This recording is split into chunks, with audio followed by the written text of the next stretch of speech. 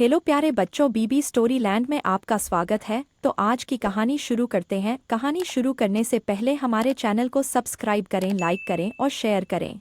एक बार की बात है, दूर देश में एक बुद्धिमान और दयालु राजा रहता था, जिसके पास एक अद्भुत सुनहरा सेब का पेड़ था। हर रात इस पेड़ से सेब गायब हो जाते थे, जिससे राजा भ्रमित और दुखी हो जाता था। चोर को पकड़ने के लिए दृढ़ संकल्पित राजा ने अपने 3 बेटों को पेड़ की रखवाली करने के लिए कहा। सबसे बड़े बेटे ने पहले पहर का काम संभाला, लेकिन वह जल्दी ही थक गया और सो गया। दूसरे बेटे के साथ भी यही हुआ। हालांकि जब सबसे छोटे बेटे की बारी आई, तो उसने जागते रहने का वादा किया। जैसे जैसे रात गहराती गई, सबसे छोटे बेटे ने पंखों की फड़फड़ाहट सुनी और एक सुंदर सुनहरे पक्षी को पेड़ पर बैठे देखा। एक चतुर लोमड़ी की मदद से उसने पक्षी को पकड़ने की योजना बनाई। साथ मिलकर वे एक रोमांचक यात्रा पर निकले। रास्ते में कई मुश्किलों का सामना करना पड़ा।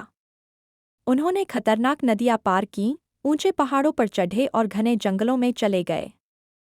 लेकिन इन सबके बावजूद सबसे छोटा बेटा बहादुर और दृढ़ निश्चयी बना रहा। आखिरकार वे सुनहरे रंग के पक्षी के घोंसले तक पहुंच गए और सबसे छोटे बेटे ने उसे पकड़ लिया।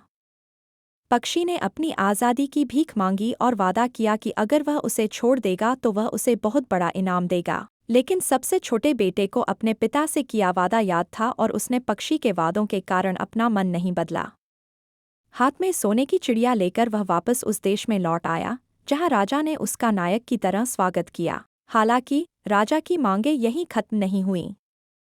उसने अपने सबसे छोटे बेटे को और भी साहसी अभियानों पर भेजा, जिसमें एक जादुई सुनहरा घोड़ा हासिल करना और एक जादुई महल से एक खूबसूरत युवती को बचाना शामिल था। अपने वफादार दोस्त बातूनी लोमड़ी की मदद से सबसे छोटे बेटे ने हर काम सफलतापूर्वक पूरा किया और अंत में उसने न केवल भूमि को बचाया, बल्कि खुद को अगला राजा बनने के योग्य भी साबित किया। जैसे जैसे सबसे छोटा बेटा अपनी नई भूमिका में आया, उसने अपनी साहसिक यात्रा में सीखे सबक कभी नहीं भूले: बहादुरी, दयालुता और खुद के प्रति सच्चे रहने का महत्व।